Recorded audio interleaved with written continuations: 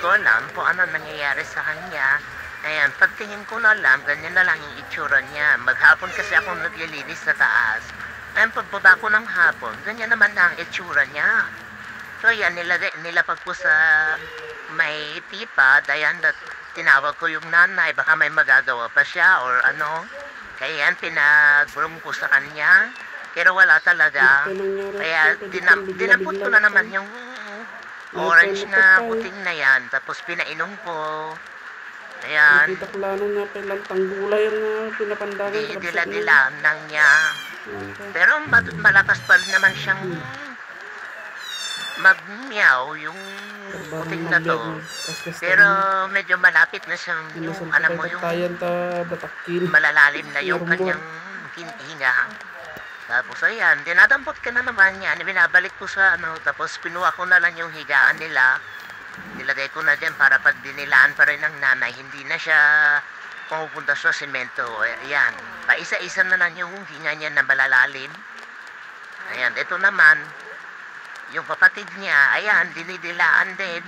Ito namang isa, nakadagan sa kanya. Ayan, ganyan sila kasi, laging magkakasamang tatlo. Matutulog, kailangan magkakatabi lahat. Yung, alam mo, yung init ng katawan nilang tatlo, kailangan magsama-sama. Ayan, pero ngayon, wala na. Ayan, run free, orange. Orange ang tawag namin sa kanya kasi hindi pa namin pinapangalanan. Hindi ko alam po anong nangyari sa kanya. Ayan. Nanay nila nang doon, sumisayaw ko kung anong nangyari din sa tenga niya. Ayan, nakita ko itsura ng kapatid nila nung tinaganan niya sa may lieg. Pero inalis ko rin naman siya, tapos inilipat ko ng pwesto yung kapatid niya. Nakita ko baka mahihirapang huminga.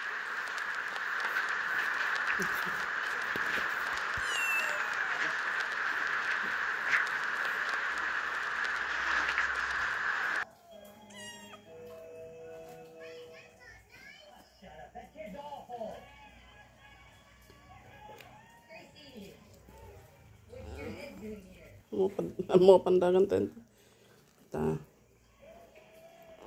Kanti hit na. Mapulutan.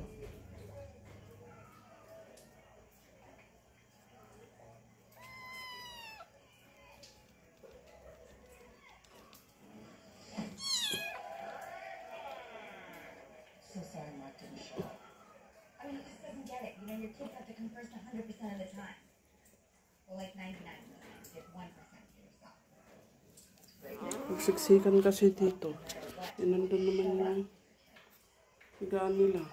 Nandito na.